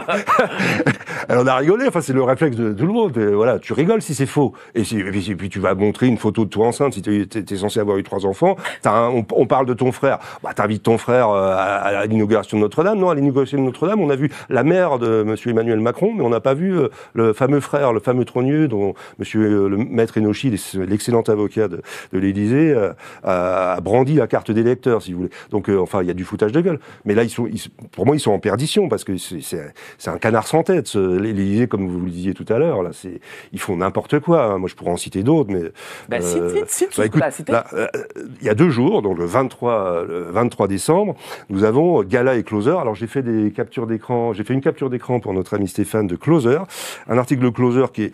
Alors, ils abreuvent en fait la presse, cette presse-là, ils abreuvent Google de références, d'articles bidons dont on n'a rien à faire sur Brigitte pour noyer nos affaires à nous. Et donc, ils ont réussi cet exploit de publier le 23 décembre 2024 un rappel du fait que le 24 décembre 2019, alors j'ai ça, je ne sais plus où, enfin bon, de toute façon, les gens pourront regarder le document, voilà, ce document-là. Et donc, j'ai mis un document assez long parce qu'il faut regarder que dans le même document Closer, donc en 2024, il rappelle le décès d'André Lubauzière, donc le soi-disant premier mari de Madame Brigitte Macron, et il rappelle dans le même article qu'il est mort le 24 décembre 2019 et qu'il a été enterré le 24 décembre 2019. Vous pouvez regarder. Et donc, c'est pas un article fait sous le coup. Si ça avait été fait le lendemain, ils auraient pu se tromper dans la date. Mais non, là, c'est 5 ans après. Gala, alors vous pouvez trouver à peu près le même article chez Gala, hein, avec exactement les mêmes dates. Donc là, c'est du foutage de gueule. Et ce qui est amusant dans ce document que nous montre notre ami, c'est que la photo que vous avez est signée Best Image, est créditée Best Image. Best Image, c'est Mimi Marchand. Et ça a été racheté par Xavier Niel. Ouais. Donc, ça sous-entend qu'il y a du foutage de gueule, mais peut-être des règlements de compte. Parce que pourquoi Mimi Marchand, pourquoi Xavier Niel foutent ça le 23 décembre, c'est-à-dire 2 jours après l'anniversaire d'Emmanuel Macron, dans les pattes de ces gens-là, alors qu'ils sont en train de faire arrêter des gens au petit matin, parce que soi-disant, il y a du cyberharcèlement pour cette femme. Mais enfin, c'est quoi cette histoire d'un ancien mari qui est mort et enterré le même jour, le 24 décembre? On fait des enterrements en urgence le 24 décembre? Oui, c'est complètement absurde. Je me rappelle que c'était Tiphaine qui a parlé d'abord de la mort de son père. Oui, c'est bien rappelé dans l'article. Elle est bien citée dans cet article, il faut le dire en détail. Voilà, c'est ce que montre Stéphane précisément. Voilà. Il est mort à l'hôpital Georges Pompidou et enterré le même jour. Ils sont rapides en France pour les enterrements. C'est vraiment au niveau de l'efficacité, je pense que Trump peut prendre des leçons d'Emmanuel Macron. D'origine mahoraise, parce qu'on dit que à Mayotte, on les enterre le jour même. Donc c'est peut-être cette origine qu'on ne connaît pas. Vas-y, continue. Eh ben, qu'est-ce que tu veux que je te dise? Alors, Maître, vous voulez dire quelque chose? Allez-y. Oui, une petite précision. Patrice Faure, c'est l'actuel directeur de cabinet de la présidence de la République. C'est pas n'importe qui, c'est un gars qui a été repéré pour avoir été très brillant. Il a fait d'abord moi à 17 ans, j'étais chez les militaires, hein, donc je connais son parcours. Il a fait le NSOA, c'est-à-dire l'École nationale des sous-officiers d'active. Après, il a été repéré, enfin il est repéré normal, hein. Il a tenté l'école militaire interarmes, qui est pas Saint-Cyr, mais qui est école qu'on appelle ça sortie du rang, qui prend des gens qui sont d'ailleurs considérés comme très patriotes, très bons et très efficaces. Et ensuite, il a été pris dans les forces spéciales. Et ensuite, la DGSE. Et ensuite, il est passé à la préfectorale. Donc, je ne le connais pas personnellement. Il faut savoir que, vu son parcours et vu les écoles et la formation qu'il a eue, c'est un homme extrêmement intelligent, très efficace dans les services spéciaux et dans tous les contacts qu'il a. Mais il a un parcours militaire. Il a ce parcours militaire important. C'est quand même très rare de voir ce type de profil finir directeur de cabinet à l'Élysée ou même dans un ministère. Directeur de cabinet, c'est un poste très politique pour le coup. Oui, mais je vais vous donner un exemple. On ne vous dira pas que c'est officiel. Patrice Moll, qui était le préfet de police, c'est-à-dire le chef des anciens qui nous visitait quand on préparait Saint-Cyr. Patrice Moll, il est sorti très bien dans la Légion étrangère parachutiste, au 2e régiment étranger de parachutistes. Et ensuite, il est passé à la préfectorale. Et ensuite, il est devenu chef de cabinet du ministre de la Défense. Donc, si vous voulez, vous avez des gens qui sont des militaires, qui sont repérés comme étant extrêmement brillants et pouvant avoir un rôle pas seulement proprement militaire, ce qu'on voit d'ailleurs à l'Institut des hautes études de défense nationale, que j'ai fait personnellement, c'est-à-dire que la guerre ou le travail ne se fait pas forcément avec les baïonnettes, ça se fait aussi avec les syndicats, ça se fait aussi avec les commerçants, avec le pétrole, etc., etc. Donc, moi, j'ai remarqué, vous l'avez vu tout de suite à la suite de ce que je vous ai expliqué, à la suite de Lionel, c'est un gars extrêmement brillant et extrêmement efficace et qui vient du milieu militaire. Non seulement milieu militaire, parce qu'on voit sur les plateaux, il y a des généraux, comme certains ils ont été dans le train ou dans le génie, bon, c'est pas tout à fait la Légion parachutiste, mais lui, il a été dans les forces spéciales et formé en tant que sous-officier, en tant qu'officier à Saint-Cyr-Côte-Pied-d'En-Mai à l'école militaire interarmes, des gens qui sont assez péchus, et ensuite dans les forces spéciales, et ensuite des GSE, extrêmement brillant, voilà, et efficace. Donc on a ce qu'est-ce qu'il y a derrière? Voilà, qu'est-ce que ça signifie? Voilà, parce que c'est quand même pas rien ce profil. Dites-moi, cher maître. Ah ben moi qui viens à la fois. Qu'est-ce que vous en concluez de ça? Moi j'ai fait 15 ans sous l'uniforme et j'ai 30 ans de barreau. Donc je suis aux confins de tout ça. Et j'ai évidemment pas mal de copains qui ont été dans ces services. C'est un gars qui est extrêmement brillant, qui est placé là parce que il a la connaissance du terrain. Si vous voulez, souvent les politiques prennent des gens qui sont pas forcément de leurs idées, mais évidemment qui vont obéir aux ordres que leur sont donnés, ce qui est normal, mais qui sont d'autant plus recherchés, qui sont très efficaces. Par exemple, le maréchal Foch. Vous connaissez l'histoire, il n'était pas très bien vu parce qu'il allait à la messe tous les jours, etc., etc. N'empêche que c'est lui qui a été l'artisan de la victoire finale, si on peut dire, parce qu'il était très compétent.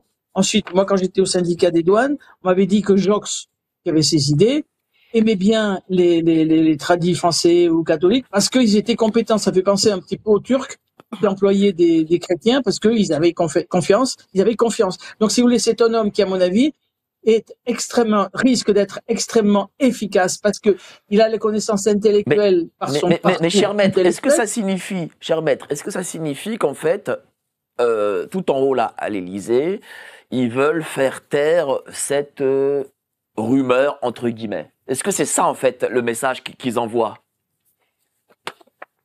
Moi, je le perçois comme un message de faire savoir que c'est un homme comme ça qui est nommé depuis le début de l'année, en remplacement du précédent directeur de cabinet de l'Élysée. Vous savez que, alors, je veux pas dire qu'il va faire ça. Les opérations homo, vous savez ce que c'est, c'est les opérations homicides, hein. C'est le président de la République, Hollande en a parlé, etc. Ça se décide à l'Élysée. Donc, si vous voulez, le canal, si jamais il y a besoin de faire ça, dans l'absolu, en théorie, le canal, il est très précis. Le président de la République est un homme en qui il a une totale confiance, mais qui, en plus, à la différence de certains généraux qui sont, par exemple, des ingénieurs qui n'ont pas été forcément dans les forces spéciales ou au combat, là, on a quelqu'un qui saura parler aux gens des services spéciaux dont il a fait partie, vous voyez. C'est un peu comme le général Puga, qui était vraiment un gars très très très apprécié, qui avait sauté à Colvézi, qui était péchu, qui était dans lui aussi régiment étranger parachutiste, des gens qui ont la compétence technique et qui viennent du milieu. Donc, si vous voulez, qui ont une autorité de chef naturel de ce service qui facilite la réalisation des actions. Donc, de là à franchir le pas à dire c'est fait exprès, en tous les cas, moi, ce que je peux vous dire sans langue de bois, c'est que c'est vrai qu'avoir un homme comme ça, d'une telle formation, d'une telle compétence, permet au chef de l'État de faire beaucoup de choses dans la marge des manœuvres qu'il a. Or, d'un autre côté, on sait que le pouvoir veut faire taire tout ça. Ariane Chemin, dont vous parliez, qui a révélé beaucoup de choses dans l'article du Monde tout récemment, effectivement, c'est quelqu'un qui sait beaucoup de choses, qui n'a pas hésité à faire savoir beaucoup de choses tout récemment, à propos de ce qui se passe à l'Élysée ou à Matignon. Or, elle ne parle pas du reste. Donc, on voit bien qu'il y a en négatif des choses dont on ne doit pas parler. Soit on ne doit pas parler, soit le pouvoir peut être content de savoir que ces personnes qui pourraient parler, soit ne le puissent plus pour diverses raisons. Cher Christian, est-ce que cette plainte justement a pour but de protéger aussi tous ces lanceurs d'alerte qui travaillent sur cette affaire? Oh, on peut dire ça, oui, bien sûr. Moi, j'étais très content que le hasard fasse que j'ai décidé d'envoyer la plainte le lendemain du jour où Zoé Sagan et Bertrand Scholler se sont retrouvés en garde à vue. J'étais quasiment enthousiaste de cela, en disant merci les anges de m'offrir ce hasard-là. C'est une réponse du berger à la bergère. Moi, ce qui me pose problème dans toute cette histoire, merci Lionel de tout ce que tu as précisé, qui sont des points effectivement extrêmement importants. Moi, ce qui me pose problème dans cette histoire, c'est que en 2017, en 2022, on m'a raconté une belle histoire romantico-philosophico-littéraire, alors qu'en réalité, j'ai affaire à un gamin qui a été mis sous emprise psychologique. Pour vous, c'est une victime? Évidemment que c'est une victime. L'autre aussi, quelque part. Parce que pour être arrivé là où il est arrivé, c'est-à-dire à être un faux président de la République, mais peut-être bien que c'est lui, en réalité, ce Jean-Michel Trogneux, le véritable président de la République. D'accord. D'accord? C'est lui qui dirige, en réalité. C'est là l'arnaque qui est insupportable, quelque part, et qui est insupportée par quantité de Français. J'ai bien vu la réaction lorsque nous avons publié la plainte. En 8 jours, 300 personnes nous ont dit « je veux être partie civile ».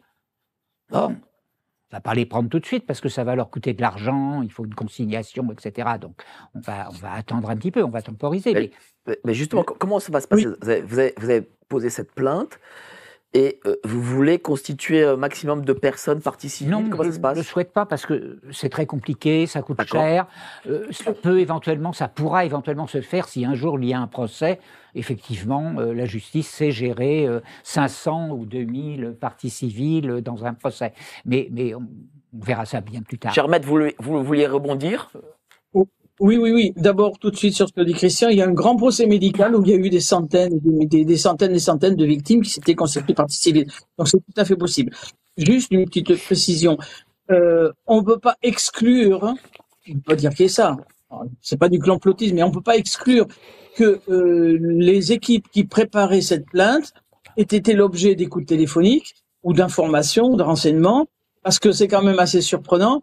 Il était prévu que la plainte soit déposée le 13, et c'est le 12 qu'a été fait cette rafle dont on a dit qu'il y avait 30 personnes, ce qui est de nature à impressionner ceux qui voudraient faire quelque chose, et qui aurait pu être de nature à faire réfléchir la plainte en disant bon, ils veulent la déposer le 13 ou à partir du 13, donc peut-être qu'ils vont pas le faire s'il y a eu tout ça.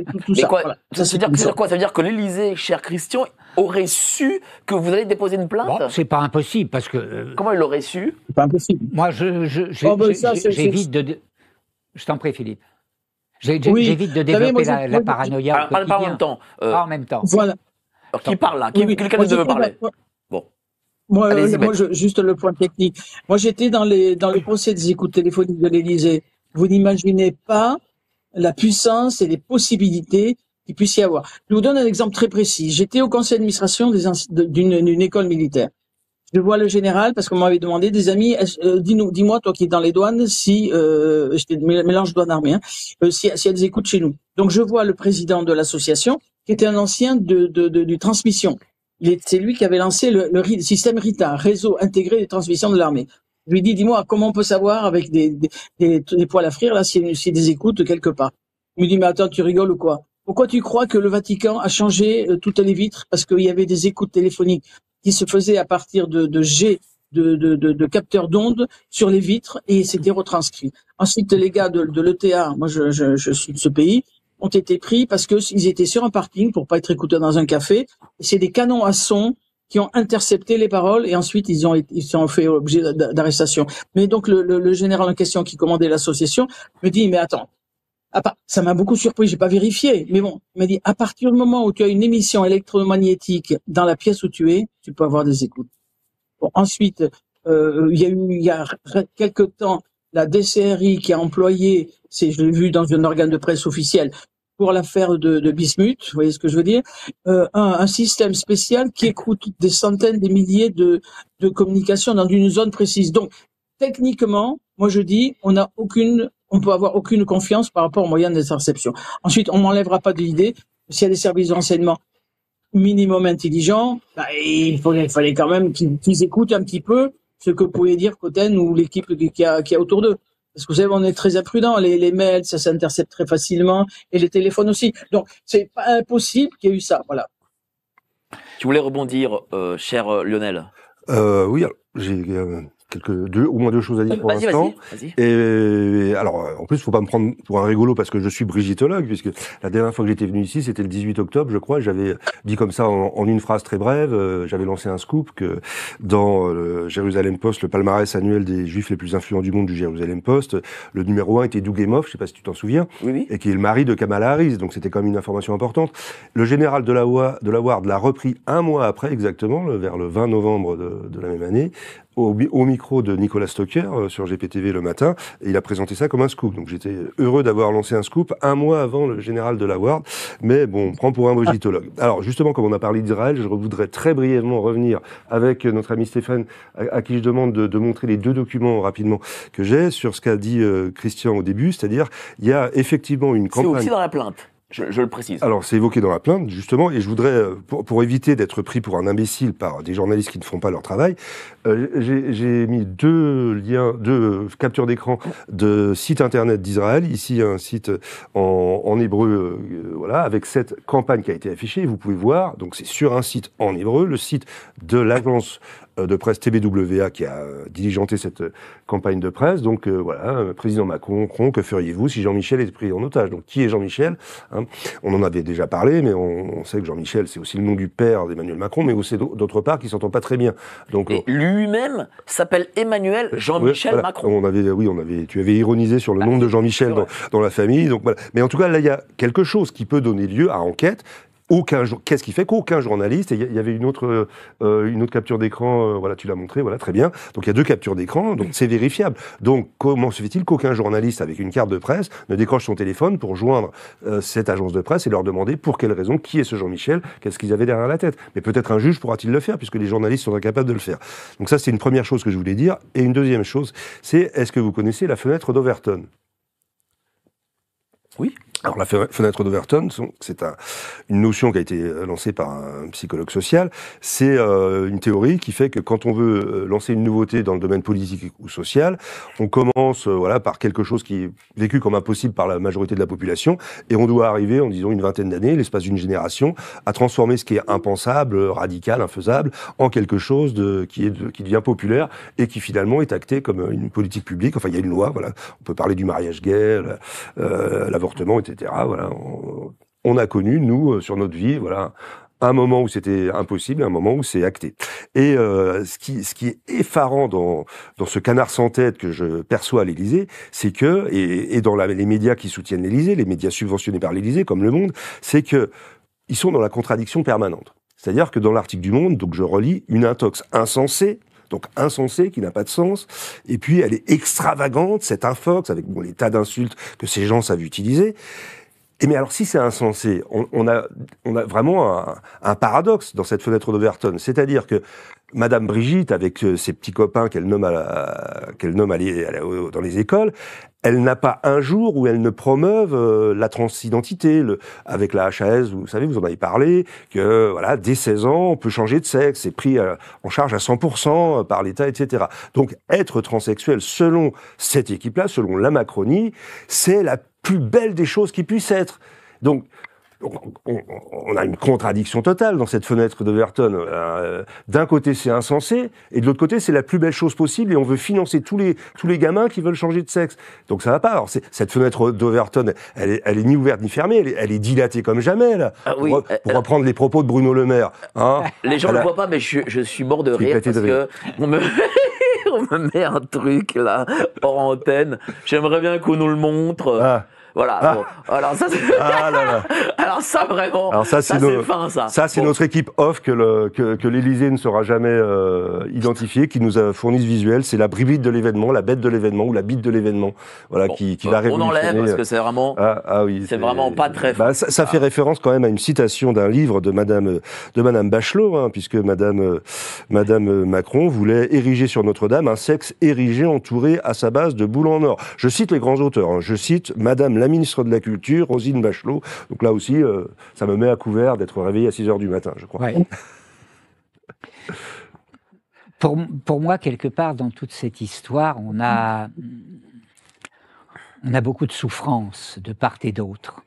J'ai écrit dans la vidéo qui a lancé la médiatisation de cette plainte, j'ai écrit dans la dernière ou l'avant-dernière page de ma vidéo, j'ai écrit que cette plainte était un cadeau que j'offrais à monsieur Jean-Michel Trogneux.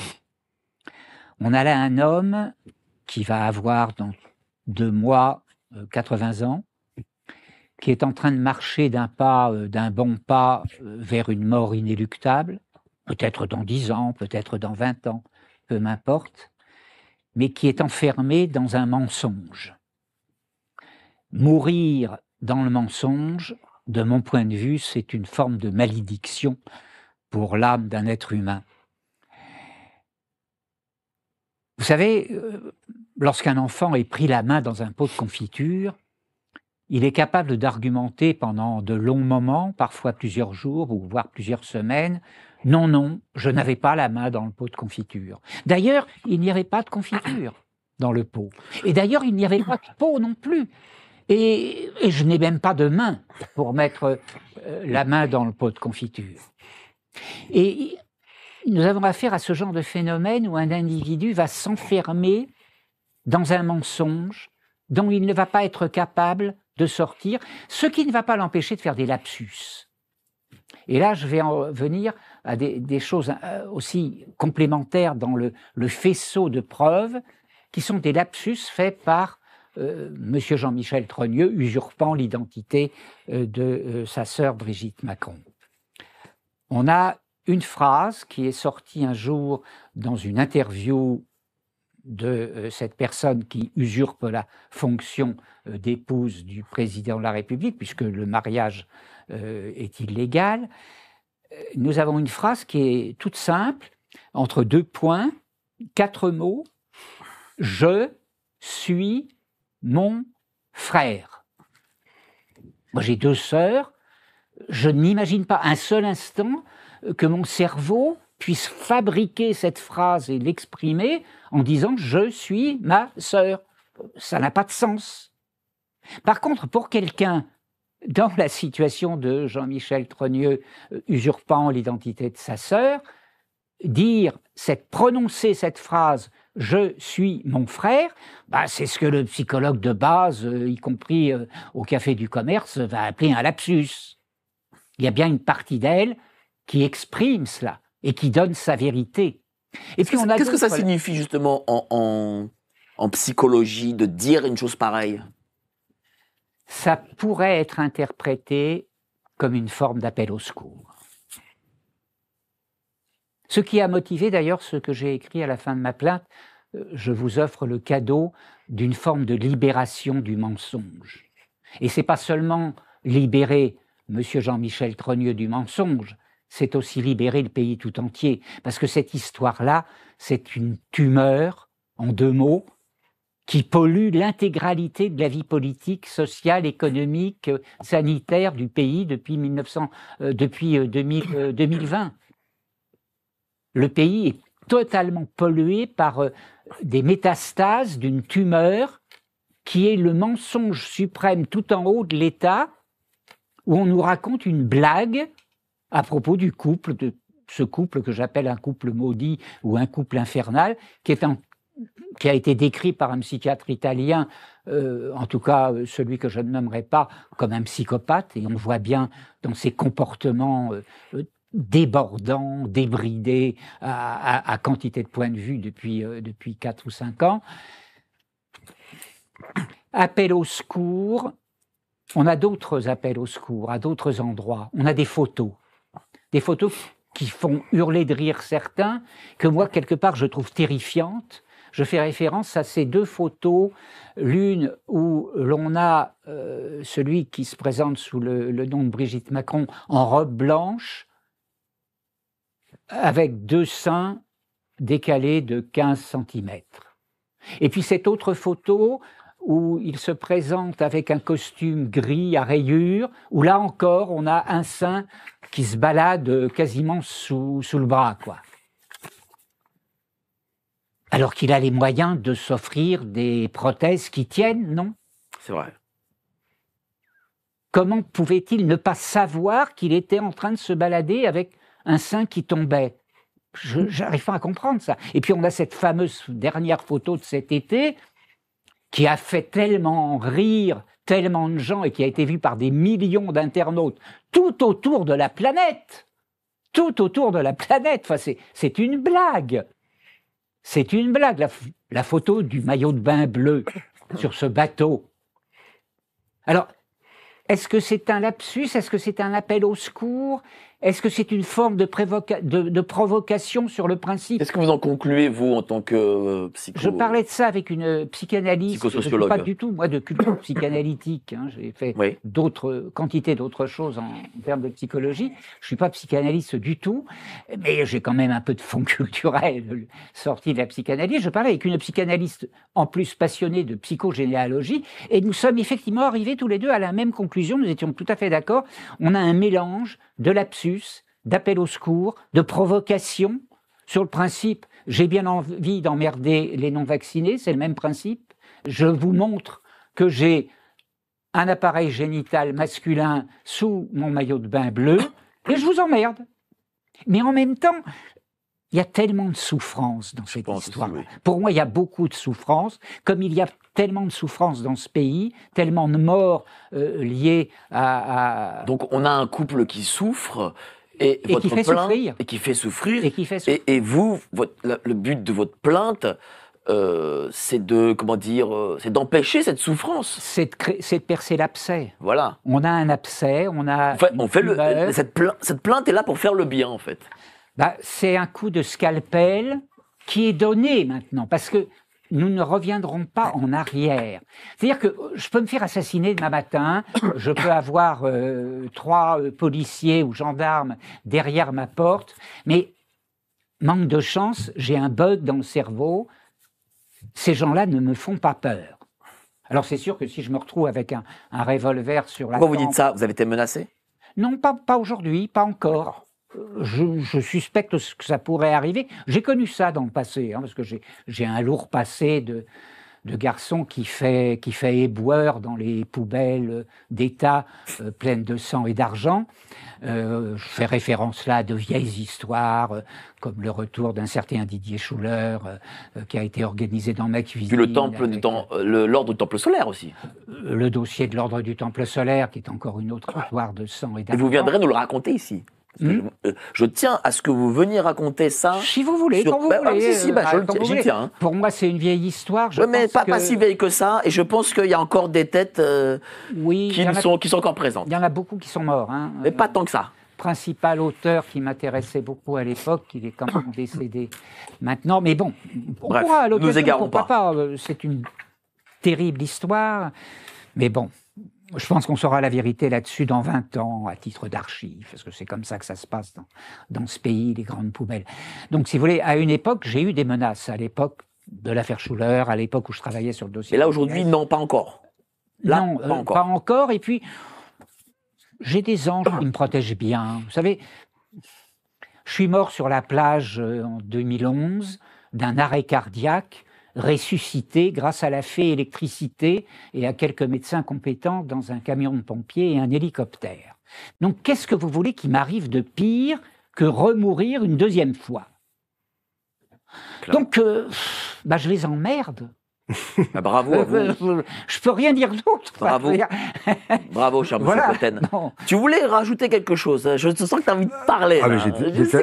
J'ai des tas de choses à rajouter. Tu peux m'inviter une émission entière si tu veux, mais je suis heureux que Christian ait parlé de l'émission que nous avons faite d'ailleurs le 27 août et qui est d'ailleurs nommée dans la plainte sur la fameuse histoire du maillot de bain. Je pense qu'on a fait la meilleure publication sur cette affaire avec toi le 27 août. C'est d'ailleurs le jour où Brigitte a lancé sa plainte contre les 30 ou les 4, là, le même jour que nous faisions cette émission sur GPTV. Comme quoi, au mois d'août, il peut se passer des choses. Alors, dis ce que tu as à dire, après j'aurai une question à te poser. Alors, j'ai plusieurs choses à dire, mais je voudrais revenir. Alors, là, je vais commencer à développer un truc, mais je ne vais pas développer, parce que faudrait un quart d'heure, il ne faudrait pas couper, parce que là on atteint des choses... Je dis rien, allez, vas-y. Non, je ne vais pas le faire, mais je renvoie les gens sur mon dernier article sur mon site, altersexualité.com. J'ai fait un article sur cette plainte, plainte contre les Macronescu, opération pièce jaune, puisque je me moque gentiment, pour rigoler, de la future opération pièce jaune qu'on va encore se taper en janvier 2025, normalement, de notre amie Brigitte, qui va récolter des pièces jaunes pour payer des nounours et des grille-pains aux hôpitaux que son mari a mis en faillite. Alors, en fait, dans la plainte qui a été portée contre notamment Zoé Sagan, qui a été publiée sur le site Twitter de Laurapi, donc c'est une intelligence artificielle qui en fait prend fait cause pour Zoé Sagan, a été publié l'avis d'audience. Je me suis renseigné auprès d'avocats qui me font l'amitié de me répondre gentiment et gratuitement. On la montre à l'écran. C'est un vrai avis d'audience, voilà, on le montre à l'écran. Et alors c'est passionnant parce que dans le texte de l'avis, on retrouve 4 ou 5 faits qui sont imputés à Zoé Sagan. Donc le premier, c'est alors dans la documentation secrète de Rothschild et compagnie, on peut découvrir, mais n'en parler à personne, que l'état civil d'Emmanuel Macron change comme celui de sa professeure de théâtre.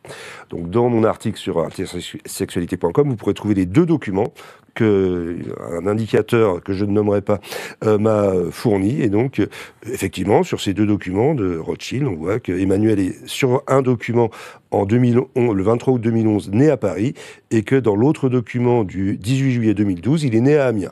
Voilà, donc si ça empêche de dormir Madame Brigitte Macron et que ça constitue du cyberharcèlement, je ne sais pas vraiment ce qui se passe. Et donc sur l'affaire Rothschild, alors là j'ai un très long développement dans mon article, mais je ne commencerai pas parce que là c'est extrêmement dangereux. Mais je pense qu'en mettant ça en haut de la plainte, elle nous donne une indication indirecte, comme disait Christian tout à l'heure, de voilà ce à quoi il ne faut pas toucher. Et souvent on trouve Rothschild, ce à quoi il ne faut pas toucher. Mais il y a aussi Bernard Arnault, qui est un des autres propriétaires de Macron. Et Bernard Arnault, on a appris récemment, donc le 2 décembre 2024, que monsieur Bernard Arnault a été élu à l'Académie des sciences morales et politiques. Que ce monsieur, il est extraordinairement riche, mais il a encore envie d'être couvert d'éloges, couvert d'hommages. Comme disait l'autre, l'assaut d'hommage me ravit. Et donc, monsieur Bernard Arnault peut prendre aussi cette devise à son compte comme Brigitte. Donc, sinon, voilà, il cite Xavier Poussard. Son interview avec Xavier Poussard a atteint les 600 000 vues. Et ça, c'est ce qui empêche de dormir Madame Macron. Enfin, si vous lisez cet avis d'audience, c'est complètement délirant. On se demande à quoi cette plainte peut aboutir. Enfin, notre ami avocat va pouvoir nous en parler. Et donc, moi, je voudrais, pour terminer, avant que tu me poses ta fameuse question, moi, cette plainte, elle me fait penser, cette plainte de Christian, elle me fait penser à un livre que je suis en train de lire, qui est extraordinaire, de François Belliot. C'est le dernier livre de François Belliot, Le Fonds Marianne et les charognards de Samuel Paty. François Belliot qu'on a reçu ici. Que tu es un des rares à recevoir, et je t'en félicite, parce que c'est quelqu'un d'extraordinaire. Et on va le recevoir pour son prochain livre. Encore un autre après celui-ci. Ah bah bravo. Non, c'est pas celui-ci. Eh bien, écoutez, moi je suis prof et je suis vraiment profondément choqué par l'assassinat de M. Samuel Paty, mon collègue, qui était aussi prof de lettres ou d'histoire, je ne sais plus. Enfin, voilà, c'était quelqu'un comme moi en fait, qui avait à peu près le même âge que moi. Et donc on a ces gens-là qui nous parlent de cyberharcèlement et qu'on crée un fonds Marianne pour nous cyberharceler les enfants avec des gens qui étaient faussement chargés de lutter contre ce qu'ils appelaient le séparatisme et qui en fait ont chassé les complotistes, les antivax, etc., des choses qui n'avaient rien à voir avec le djihadisme. Et donc ces gens-là sont responsables. Si moi, en tant qu'enseignant, il m'arrivait malheur que je me fasse tuer par un djihadiste, et je les en tiendrai pour responsables. Et ce livre de François Belliot m'a rendu fou furieux par rapport à ça, parce qu'il donne tous les détails. C'est absolument scandaleux. Donc voilà, on porte plainte, enfin Christian porte plainte, il a bien raison, c'est quelque chose que j'attendais depuis plusieurs années, ça fait quand même depuis 2021, dans ce premier article qui a été publié sur Profession Gendarme, que j'appelais à cette plainte, je me disais il faut faire ça, et voilà, Christian a enfin eu le courage de faire cette plainte, et je tiens à le féliciter. Voilà. T'as fini, c'est bon ? Je t'en prie. Alors, question pour toi, cher, et que je m'englobe dedans, hein. Moi-même, j'ai beaucoup parlé de cette affaire depuis décembre 2022. Toi-même, tu as fait un site sur la question. Est-ce que tu comprends pourquoi toi ou moi ou Christian aujourd'hui n'avons pas été dans la charrette des 30 ou 4 ou je sais pas quoi de garde à vue? Est-ce que tu as une explication? Je suis désolé de reconnaître publiquement que je fais partie de l'opposition contrôlée, que je suis un faux opposant, comme toi, d'ailleurs. D'ailleurs, tout ce qui est dit sur toi quand je publie que je reprends des vidéos avec toi, je ne le citerai pas, mais voilà, le compte est bon. Enfin, tout le monde est un peu faux opposant, mais je pense que là aussi il y a des signes indirects. Oui, je voulais le dire, mais je pense qu'en accusant Bertrand Scholler, qui est pas quelqu'un de très connu, mais dont j'avais parlé lorsqu'on a fait l'émission sur les photos de Brégançon, je t'avais suggéré de faire une émission avec lui parce qu'il aurait pu nous éclairer sur ces photos. Mais Bertrand Scholler a publié récemment plusieurs émissions, dont une émission de 3 heures, puis après une émission de 2 heures après son arrestation, enfin sa mise en examen, je sais plus comment, sa garde à vue. Et dans l'émission de 3 heures, c'était avec un monsieur canadien, Paul Brochu. Oui. Et là aussi, c'est vraiment dommage que quelqu'un comme lui ne soit pas interviewé par un journaliste français. Paul Brochu, c'est un Québécois, qui a fait de très belles interviews, et il est revenu sur son analyse exhaustive de la fameuse photo officielle d'Emmanuel Macron, et il a fait un travail génial. Et en fait, je pense qu'en mettant l'accent sur quelqu'un qui est pas très connu, Brigitte compte sur l'effet stressant. C'est-à-dire, elle veut qu'on écoute cette émission parce qu'elle veut qu'on sache jusqu'où ça va. Il faut que les gens prennent ces 3 heures pour écouter l'émission de Bertrand. Il faudrait que tu l'invites, mais évidemment... mais quel est le rapport entre le fait de cette émission et le fait que lui soit... parce qu'elle veut attirer elle veut attirer l'attention sur lui parce qu'elle a envie qu'ils écoutent ça. Moi, alors je sais pas, je peux pas vous dire, je suis accusé de ne pas être arrêté, donc je fais partie de l'opposition contrôlée. Je ne sais pas, peut-être parce que je prends quand même de grandes précautions dans tout ce que j'écris, parce que j'écris les choses. Je ne fais pas trop de vidéos, mais j'écris les choses et je cite toujours. Je suis de l'école de Xavier Poussard, pour moi c'est le plus grand journaliste qu'on a, et je ne dis pas quelque chose sans avoir une source, sans avoir une preuve. Donc si vous voulez, c'est quand même assez difficile de me coincer. Par contre, quand vous avez quelqu'un qui fait justement une vidéo de 3 heures et qui parle, on peut toujours, et ils sont très forts là-dessus. Par exemple, on me dit oui, Bertrand Scholler prétend que Emmanuel Macron est l'antéchrist. Mais j'ai reçu Sylvain Studer il y a plus d'1 an et demi sur la même question. Oui. Donc moi je sais pas. Oui, mais on va pas réduire. Alors là, c'est un peu le défaut des gens. Les gens qui publient des tweets comme ça, ils vont réduire une émission de 3 heures. Donc je dis qu'il faut l'écouter intégralement. À une phrase prise dans cette émission de 3 heures. Et ça, c'est ce que fait l'Élysée, c'est ce qu'a fait Maître Enochy dans la fameuse plainte, c'est-à-dire que Maître d'Angléan a dû dénoncer le charcutage, c'est-à-dire on fait du cherry picking, on prend une phrase, etc. Donc nous ne devons pas faire ce qu'ils font, c'est-à-dire il faut se taper les 3 heures d'émission de Bertrand Scholler. Et c'est pour ça que là je ne veux pas entrer dans ce que j'ai à dire sur Rothschild, parce que si je le dis ici, ils vont forcément me coincer parce que je vais faire un lapsus, je vais oublier un fait, etc. Donc je renvoie les gens à mon article où là je dis les choses avec des faits, des preuves, etc. Et par écrit, je me prémunis. Donc c'est comme ça que j'essaye de prémunir. Maintenant, pour revenir sur ce que disait Christian, moi je pense à notre ami Ronald Guillaumont, professeur gendarme, il lui est arrivé la même chose qu'à toi. Et c'est ce qu'il dit aussi, je suis déjà mort. Moi, je suis pas déjà mort, mais bon, j'ai vécu le sida quand j'étais jeune et je suis passé à travers. Et je pense que là aussi, c'est une expérience qui fait que pour moi, je suis un peu déjà mort, si vous voulez. Ce que je vis, c'est en plus aussi. Voilà. Mais ça, c'est de la psychologie. Merci à toi, cher Lionel. Voilà. Dites-moi, cher maître, comment vous expliquez justement que certains ont été arrêtés, mais pas tous? Enfin, certains ont de garde à vue, quoi, je veux dire. Est-ce qu'il y a une explication logique? Est-ce que peut-être parce que il n'y a pas de... Enfin, je sais pas... dites-nous. C'est clair que c'est volontaire. On choisit, évidemment, dans un sens comme ça. On choisit qui on va pouvoir arrêter. Évident. C'est comme quand vous passez à l'aéroport de Roissy, quand on arrête telle ou telle personne. Bon, il peut y avoir des petits indices, mais c'est pas forcément ça, quoi. Voilà. Je voudrais faire quelques petites précisions. D'abord, rendre hommage à Sébastien de Guerrero, monsieur Klein, qui avait parlé de l'affaire déjà dans ER. Ensuite, de François D'Angléan, avec qui je travaille, et puis Maud Marian, qui sont ceux qui sont déjà partis au charbon en premier, qui sont les premiers combattants et pas les derniers non plus.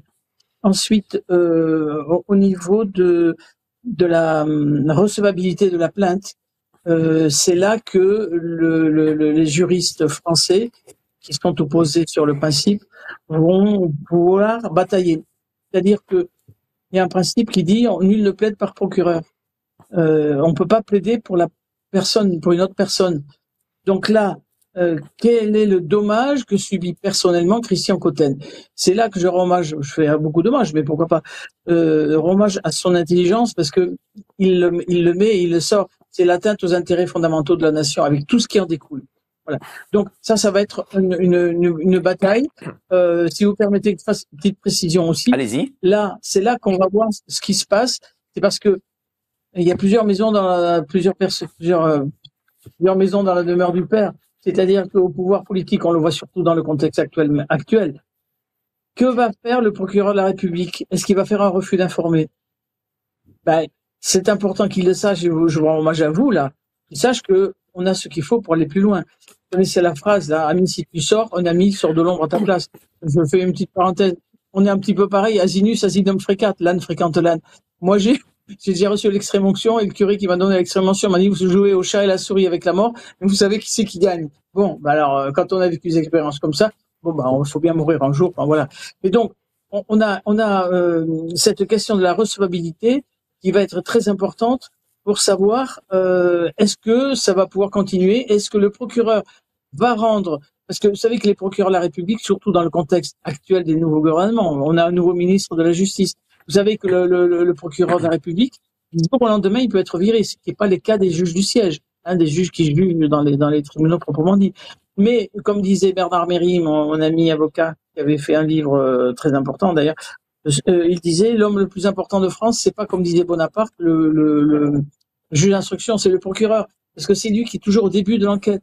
Il va faire mettre en garde à vue, il fait un réquisitoire introductif, il fait un réquisitoire définitif, etc., etc. Donc là, c'est très complexe et on peut pas trop savoir ce qui va se passer. Parce que même si on veut pas nous donner raison, on peut nous donner raison, en tous les cas, momentanément, parce que ça peut servir des intérêts qui sont pas forcément les nôtres. Je m'explique. Si le procureur de la République prend une décision qui n'est pas une décision de revue d'informé, il va ouvrir la voie à ce que le doyen des juges d'instruction, s'il veut se déterminer, il va falloir qu'il s'oppose à la décision du procureur de la République. Donc ça va être dur pour le juge d'instruction, puisque le procureur de la République, voilà. Mais d'un autre côté, si le procureur de la République prend un refus d'informer, mais que le doyen des juges d'instruction, pour diverses raisons, n'est pas du tout d'accord, même s'il n'est pas d'accord avec nous, il peut faire une ouverture d'information. Et c'est pourquoi on a mis tous les éléments pour nous dans cette affaire, pour montrer qu'on ira jusqu'au bout, qu'on n'a pas peur de mourir déjà, parce que ça nous est arrivé déjà, on est déjà mort. Bon, et que ensuite, à partir du moment où il y aura tout ça, le code de procédure pénale nous permet de pouvoir aller plus loin. Ce qui n'est pas le cas, comme on le disait en début d'émission, si c'était une plainte simple. Avec en plus le fait que c'est pas après qu'on va faire ça, c'est qu'avant, il voit qu'il n'y a pas qu'un seul avocat. Il y a deux avocats, un avocat français et un avocat qui est avocat en Espagne et en Italie. Bon, en Italie, c'est pas forcément un pays où on aime beaucoup non plus le président français. Bon, je veux dire par là, il y a beaucoup d'éléments externes qui peuvent jouer. Mais en plus, il est bien marqué que cet avocat-là, il est expert en droits de l'homme. Or, les traités internationaux, comme je vous le disais, d'après la Constitution, article 55, nous disent que ça prévaut sur le droit français interne.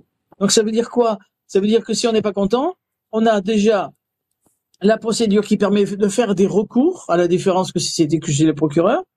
Bon. Et ces recours, on a déjà du monde pour le faire. Donc, il y a plus les alliés qui interviendront quand il faudra, si nécessaire.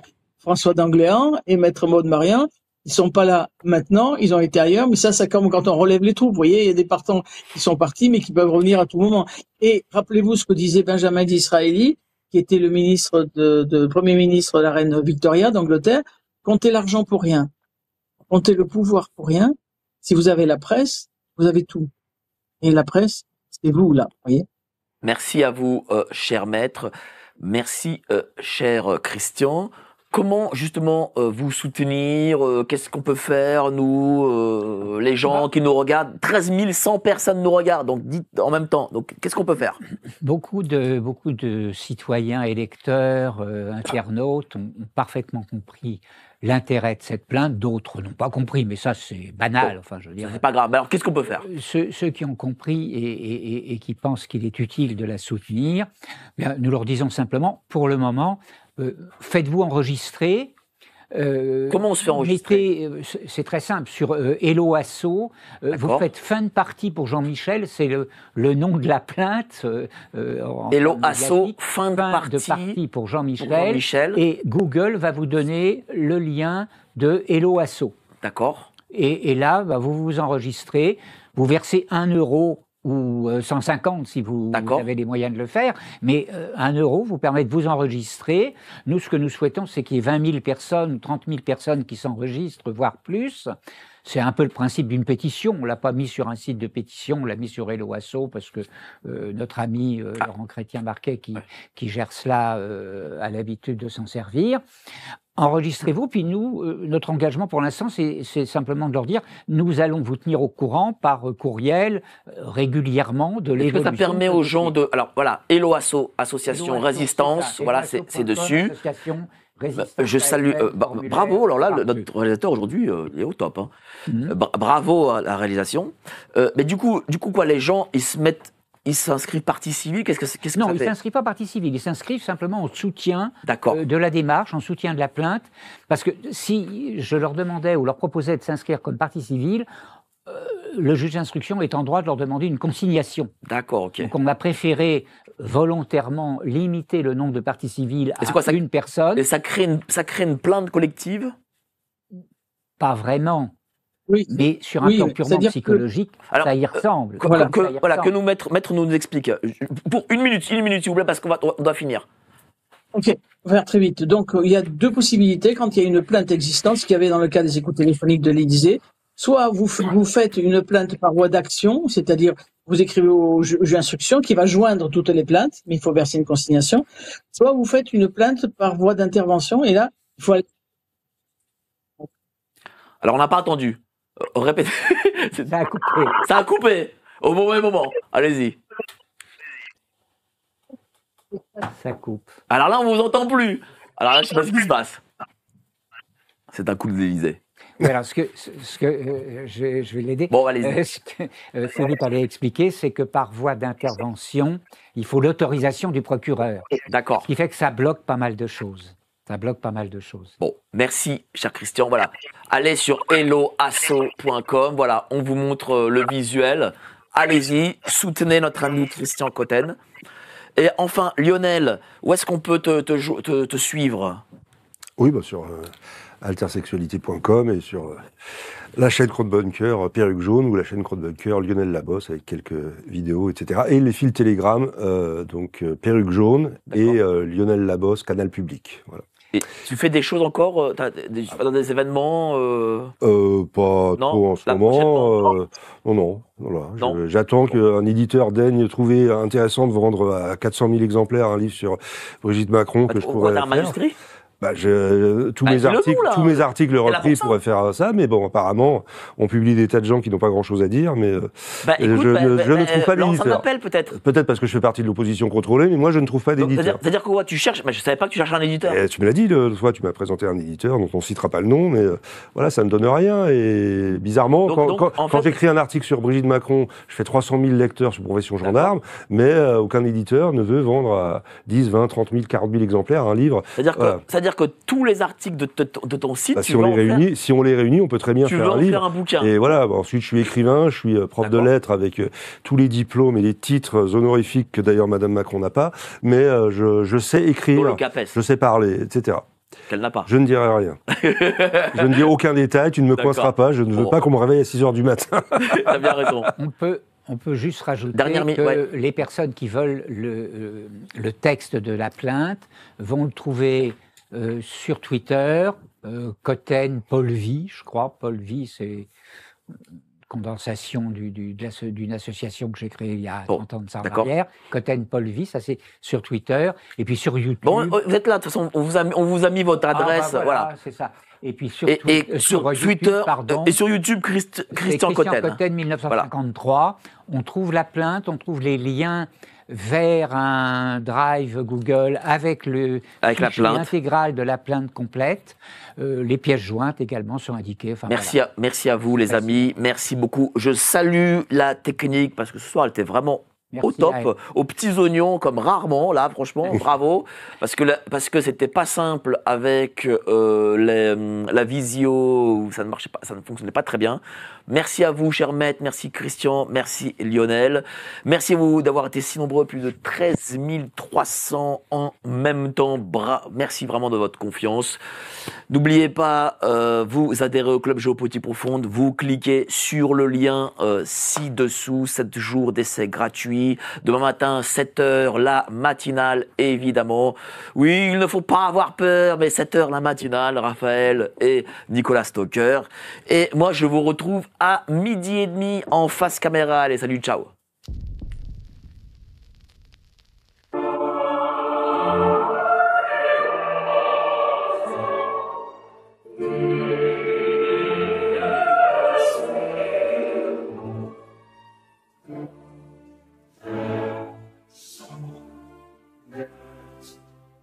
Yes.